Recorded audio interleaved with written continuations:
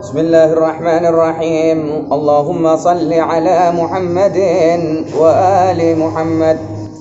لي خمسة أطفي بها حر الوباء الحاطمة: المصطفى والمرتضى وابناهما والفاطمة. لي خمسة أطفي بها نار الكروب الحاطمة: المصطفى والمرتضى وابناهما وفاطمة. لي خمسة أطفي بها نار الجحيم الحاطمة: المصطفى والمرتضى وابناهما وفاطمة.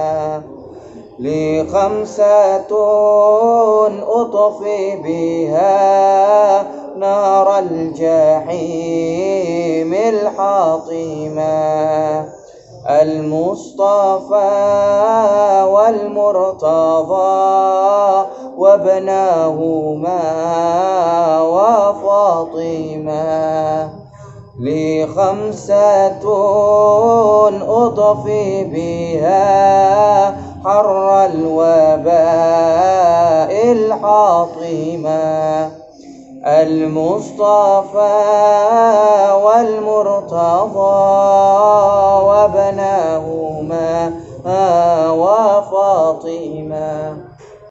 اللهم صل وسلم وبارك عليه وعلى آله. بسم الله الرحمن الرحيم. الحمد لله رب العالمين بارئ الخلائق أجمعين، والصلاة والسلام على سيد المرسلين حبيب إله العالمين أبي القاسم المصطفى محمد. اللهم صل على محمد وآل محمد وعلى أهل بيته الطيبين الطاهرين وأئمة الهداة المهديين، سيما بقية الله في الأرضين. أرواحنا لتراب مقدمه الفداء صاحب العصر والزمان عجل الله تعالى له الفرج. أما بعد، بسم الله الرحمن الرحيم. قال الله تعالى في محكم كتابه: قد أفلح من تزكى وذكر اسم ربه فصلى. وقال في كتابه العظيم: بسم الله الرحمن الرحيم: قد أفلح من زكاها وقد خاب من دساها. صدق الله العلي العظيم. أيها الإخوة segenap mukminin dan mukminat pecinta keluarga Rasulullah sallallahu alaihi wa alihi. Pada kesempatan kali ini kita berjumpa dalam sebuah acara yang kita beri nama Usbu' Taubah atau Minggu Taubat, atau seruan di minggu terakhir dari bulan Sya'ban, biasa dikenal sebagai kesempatan kita untuk bertaubat kepada Allah Subhanahu wa taala. Dan di penghujung bulan ini kita jadikan fursah, kita jadikan sebuah kesempatan untuk kita kembali kepada Allah Subhanahu wa taala. Kita jadikan minggu akhir tersebut seperti saat ini, yaitu kita berada di minggu terakhir bulan Sya'ban. Artinya ini adalah seruan Allah Subhanahu wa taala kepada kita setiap mukmin untuk merajut kembali hubungan kita kepada Al-Khaliq, kepada Allah Subhanahu wa taala. Kita tinggikan konektivitas kita kepada Allah, kita pupuki rasa spiritual kita, kita tingkatkan al-ajwa ar-rahaniyah, tingkat rohani kita, spiritual kita, demi menyongsong masuknya bulan penuh berkah dan rahmat Allah, bulan paling mulia yang pernah ada, yaitu bulan suci Ramadan. Oleh karena itu minggu ini disebut dengan Usbu' Taubah atau Minggu Taubat. Di ayat awal tadi yang saya bacakan, bahwa ayat itu mengartikan ada dua ayat dari dua surat yang berbeda. Pertama, qad aflaha man tazakka, sungguh telah sukses orang yang melakukan tazkiyah. Qad aflaha man tazakka wa dzakara asma rabbih fasalla. Dan ketika didengarkan nama Allah, dia menegakkan salatnya, mendirikan salatnya. Artinya di situ Allah menyebutkan, menganjurkan kepada kita untuk tazkiyah, mensucikan diri kepada Allah. Ayat yang kedua yang saya bacakan, qad aflaha man zakkaha, sungguh telah falah, seperti halnya seruan tiap hari yang kita dengarkan dalam adzan, hayya 'alal falah, ya kan? Ayat tadi mengatakan qad aflaha man zakkaha, telah falah, telah sukses, telah mencapai proses kesempurnaan jiwa ketika apa? Ketika dia berupaya untuk mensucikan diri kepada Allah. Tazkiyah, qad aflaha man zakkaha, mensucikan jiwanya.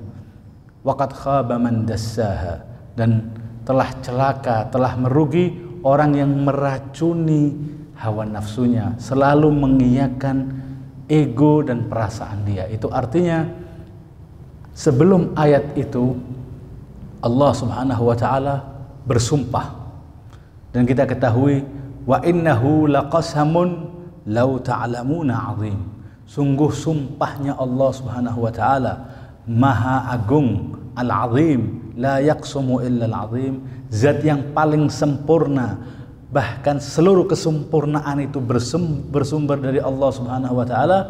Maka ketika Allah bersumpah dalam surat Asy-Syams tersebut, wasyamsi wadhuhaha, demi matahari dan waktu siang hari dan lain sebagainya, sampai pada akhirnya qad aflaha man zakkaha, telah sukses dan sungguh telah sukses bagi siapa? Bagi sesiapa yang telah mensucikan, telah mendidik hawa nafsunya, menjinakkan jiwanya, memanusiakan manusia dan pribadinya, sehingga Allah mengatakan itulah orang yang sukses. Sehakikatnya, sebenar-benarnya falah, sebenar-benarnya keberuntungan dan kesuksesan adalah orang yang dapat memberikan ta'dib, memberikan tata cara beradab atas hawa nafsunya sendiri. Sebelum kita mengajarkan orang lain yang ada di sekitar kita, kita biasakan untuk merevisi, memperbaiki diri kita sendiri, baru kita akan memberikan aura positif kepada orang-orang yang ada di sekitar kita. Di pertemuan kali ini kita akan menjelaskan apa itu filosofis daripada Minggu Taubat. Apa artinya, kenapa harus ada taubat di minggu terakhir dari bulan Sya'ban? Bukankah waktu taubat sewaktu-waktu terbuka selalu? Pintu taubat tidak pernah ditutup oleh Allah Subhanahu wa taala. Kapanpun, dimanapun, dan sejak kapanpun selalu terbuka pintu taubat. Taubatnya Allah Subhanahu wa taala untuk hamba-hambanya. Lalu kenapa secara spesifik kita tingkatkan taubat kita atau peribadatan kita, penghambaan kita kepada Allah di bulan ini? Artinya bukan berarti ketika saya katakan kita jadikan minggu terakhir dari bulan Sya'ban sebagai minggu taubat, tidak memiliki kesempatan di minggu-minggu sebelumnya atau yang lainnya untuk kita bertaubat. Akan tetapi ada nilai khusus, ada keistimewaan di minggu terakhir daripada bulan Sya'ban tersebut. Ada beberapa yang saya ingin sampaikan. Jadi filosofisnya kenapa minggu ini disebut sebagai minggu taubat? Pertama, bahwa yang ada dari terakhir bulan Sya'ban itu adalah mempersiapkan. Kita mempersiapkan jiwa kita untuk menyongsong menjadi sebuah yang disebutkan oleh Allah. Kita akan mendapatkan gelar, kita akan mendapatkan predikat yang begitu tinggi, yaitu predikat Duyufur Rahman, tamu-tamunya Allah. Sebagai tetamu Allah, apa yang perlu kita siapkan? Bukankah kita kalau mendapatkan tasyarruf, mendapatkan kemuliaan untuk bisa hadir dalam undangan, dalam jamuan seorang yang memiliki jabatan strategis dalam pemerintahan ini, seperti sosok presiden atau orang-orang tinggi, petinggi yang ada di negeri ini, pastinya butuh protokoler, butuh secara resmi bagaimana, dan kita persiapkan jauh-jauh hari untuk mendatangi sebagai siapa? Sebagai tamunya seorang presiden. Lalu bagaimana kita saat ini yang ada di penghujung bulan Sya'ban ini, kita akan memasuki sebuah bulan yang Allah sebutkan di situ melalui lisan Rasulullah sallallahu alaihi wa alihi, kalian du'itum fihi ila dhiyafatillah, di mana kalian wahai hamba-hambanya dari keturunan umat Muhammad, kalau sudah memasuki bulan Ramadan, kalian diundang oleh Allah sebagai tetamu Allah, sebagai duyufur rahman. Lalu oleh karena inilah kita perlu persiapkan, sehingga momen terakhir, last minute, akhir-akhir detik terakhir yang ada di minggu daripada bulan Sya'ban, kita merajut kembali konektivitas kita kepada Allah Subhanahu wa taala. Kita memperbaiki diri dari apa yang telah sadara minna, apa yang telah keluar dari kita, yang bersumber dari kita berbagai macam kekurangan, kesalahan, ketidaksempurnaan, itu kita akan perbaiki di terakhir ini, sehingga jiwa kita ini memiliki kesiapan lebih untuk menyongsong masuknya bulan suci Ramadan. Itu artian pertama kenapa kita harus jadikan bulan ini sebagai atau minggu terakhir dari bulan Sya'ban sebagai usbu'ut taubah atau minggu taubat. Adapun kalau riwayatnya, kita memiliki sebuah riwayat dari Al-Imam Ar-Ridha alaihi afdhalus salati wassalam. Sebelum kita masuk ke sebuah riwayat itu, saya ingin menjelaskan bahwa sejak kapan pintu Allah Subhanahu wa taala itu tertutup untuk hambanya. Karena kita lagi membahas tentang usbu'ut taubah, minggu taubat, kita akan menjelaskan tentang taubat itu sendiri. Apa hakikat taubat? Lalu bagaimana orang yang supaya bisa menyandang at-taibun, orang-orang yang taubat? Bukankah ayat Allah berfirman dalam suratnya mengatakan innallaha yuhibbul tawwabina wa yuhibbul mutatahhirin. Allah itu sungguh cinta, sayang bagi siapa? Bagi orang-orang yang taibin, yuhibbut tawabin, cinta kepada orang-orang yang selalu bertaubat. Manusia, kata Rasulullah sallallahu alaihi wa alihi, al-insanu khatta'un. Setiap dari manusia, setiap dari kita pasti pernah melakukan kesalahan dan dosa. Wa khairul khatta'in at-tawwabun. Dan sebaik-baiknya orang yang salah adalah yang memohon maaf, yang tidak mengingkari kesalahannya, akan tetapi dengan dia rasa gentlenya dia memohon maaf dan mohon ampun kepada orang yang telah kita buat salah.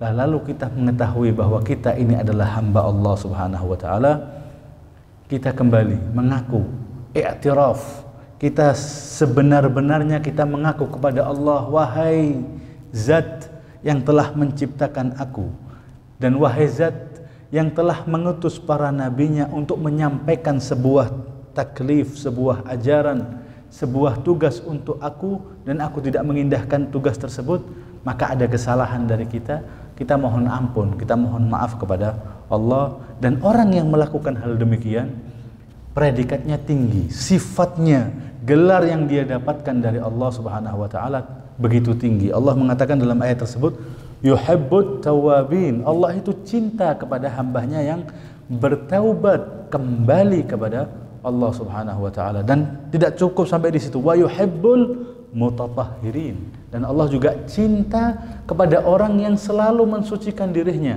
pengen tahara. Kalau tara'a alaihi syai', kalau menghampiri pada jiwanya atau hatinya atau sanubarihnya sesuatu yang kotor, perlu kita bersihkan, perlu kita penyucian, perlu ada peleburan atas kesalahan dan dosa tersebut.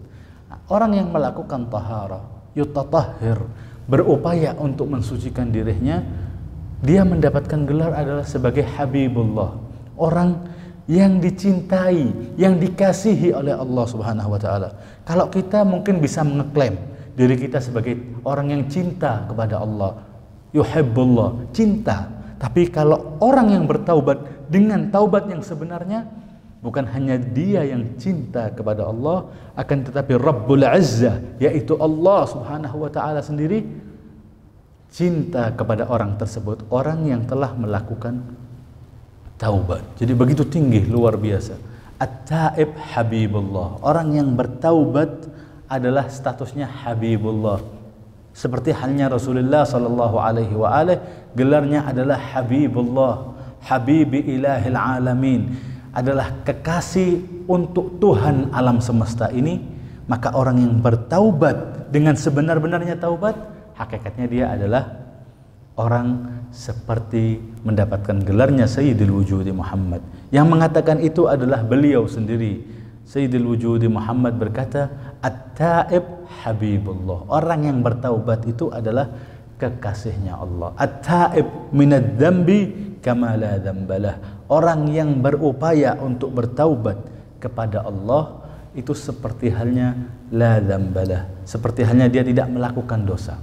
Bukankah dalam ayat firman Allah Subhanahu wa taala, Allah berkata, innal hasanat yudhibnas sayyiat. Kalau kita berbuat baik, melakukan tindak hasanat, perbuatan yang soleh, itu hakikatnya kebaikan itu telah menghapuskan sayyiat, telah menghapuskan nilai keburukan yang pernah kita lakukan. Sehingga seberapa banyak kita melakukan kebaikan, maka kebaikan itu sebagai kasrul khatir, atau sebagai penghapus, peleburan atas apa yang kita lakukan, yang ditulis hanya kebaikan. Bahkan Allah Subhanahu wa taala dalam sebuah hadis qudsinya mengatakan, dia berkata kepada para malaikatnya, wahai malaikat pencatat setiap hamba-hambaku, jangan kau segera, jangan kau percepat dari hambaku yang melakukan dosa dan kesalahan.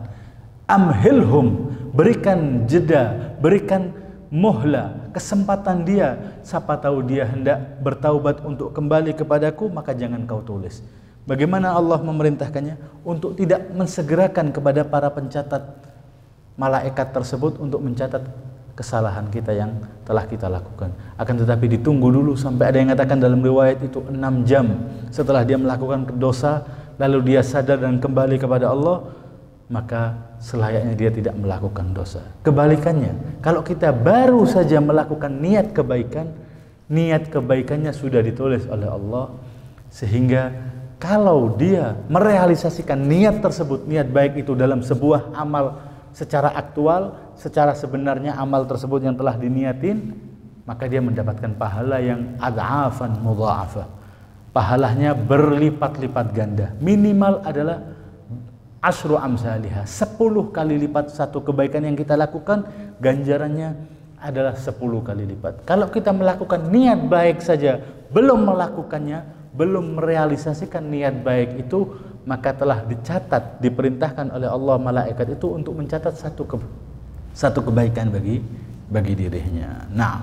sehingga saat ini adalah kesempatan baik kita untuk kembali kepada Allah Subhanahu wa taala. Kita jadikan akhir ini sebagai taubat kepada Allah Subhanahu wa taala. Bukankah Allah itu menurut lisan cucu Rasulullah sallallahu alaihi wa alihi yang bernama Muhammad al-Baqir, beliau pernah berkata, memberikan sebuah analogi, pendekatan bagaimana Allah itu bahagianya kalau mendapati seorang hamba yang hendak bertaubat, hendak kembali ke jalan Allah Subhanahu wa taala.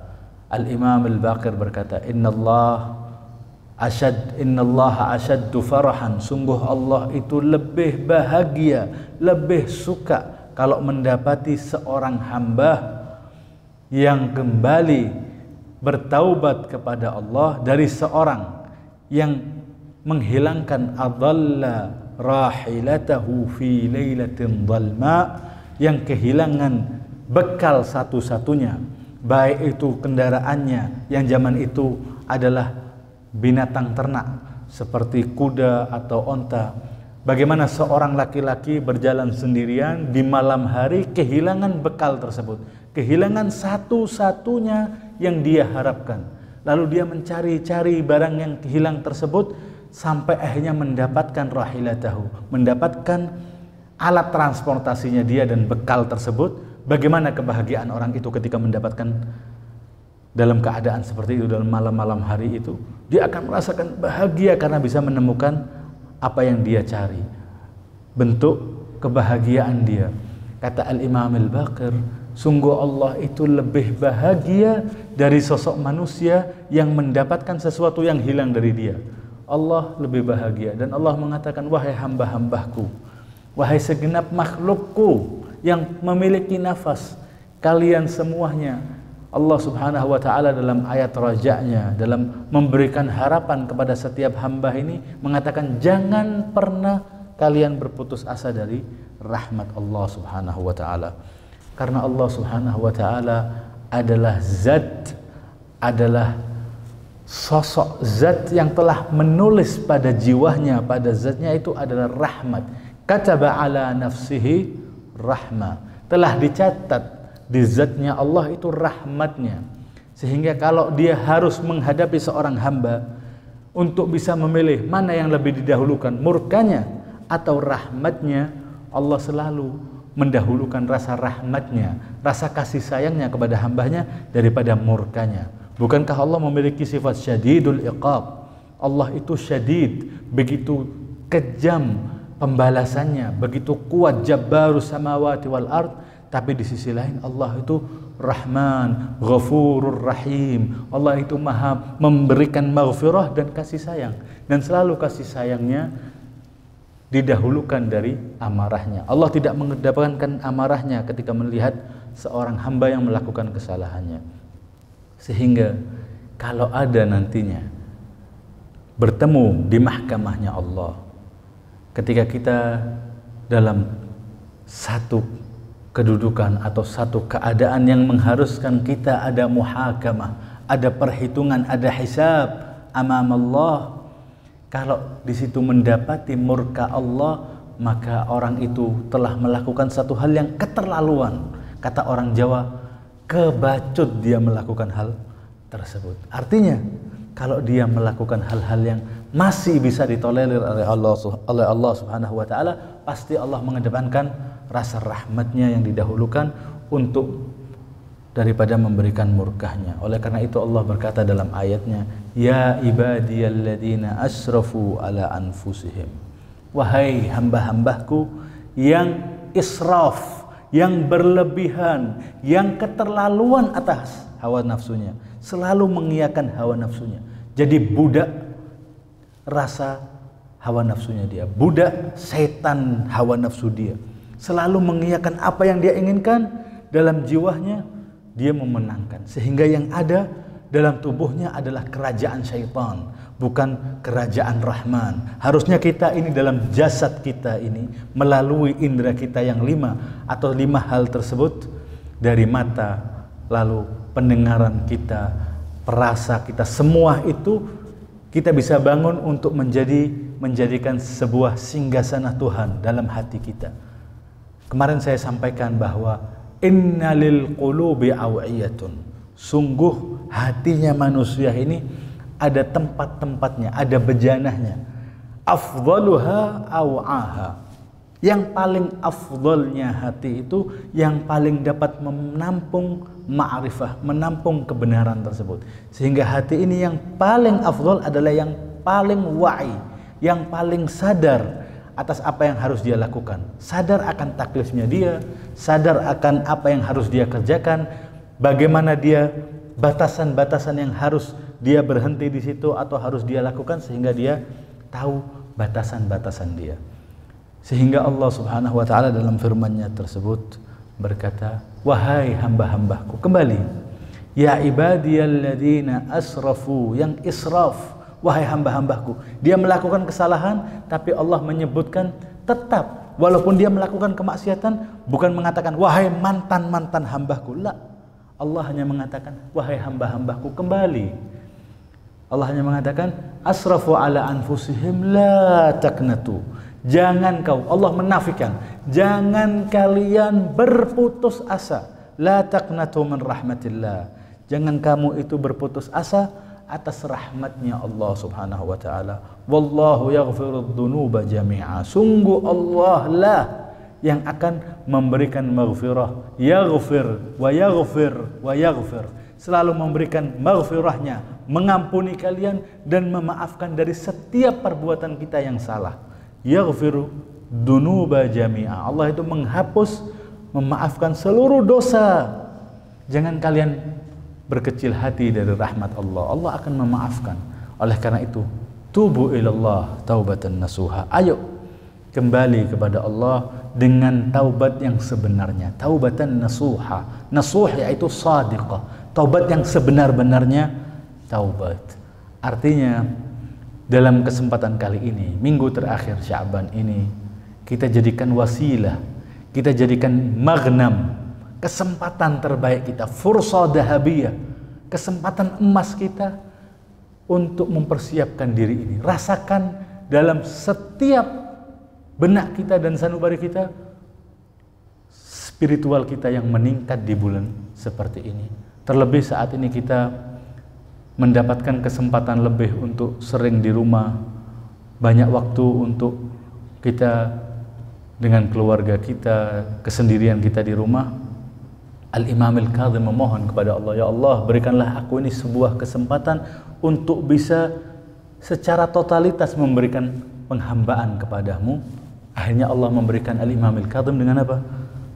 Dijebloskan oleh rezim pemerintahan saat itu di penjara mereka. Ketika dimasukkan penjara, Al-Imam sujud dan mengatakan, ya Allah, aku berterima kasih kepada Engkau, syukur karena Engkau telah persiapkan aku, berikan waktu untuk khusus melakukan ibadah kepada Engkau. Sehingga kita ketahui kesempatan kali ini, minggu terakhir, sebagai tempat sarana kita untuk kembali kepada Allah dengan bertaubat yang sebenarnya, memohon ampun, sehingga nantinya, ini hasilnya, nantinya kita akan masuk dalam bulan suci Ramadan, jiwa kita, tubuh kita, seluruh kita, jasmani kita, rohani kita siap untuk mengatakan ahlan wa sahlan, dengan mengatakan marhaban bika ya syahra Ramadan. Selamat datang wahai bulannya Allah yang penuh dengan rahmat dan maghfirahnya. Mudah-mudahan setiap dari kita bisa mendapatkan maghfirah Allah yang dijanjikan, yang ada di dalam detik-detik terakhir dalam Sya'ban ini, sehingga hati kita ini yang tadi saya katakan afdaluha aw'aha, yang paling afdal itu adalah yang ada, yang paling sadar dalam hati itu. Allah mengatakan yang rahmat Allah itu menyeliputi segala sesuatu. Allah berkata, la yasa'uni syai', tidak ada yang mampu untuk membendung diriku, memahami aku, untuk bisa, karena Allah huwa Allahu Akbar, Allah yang paling besar dari segala sesuatu.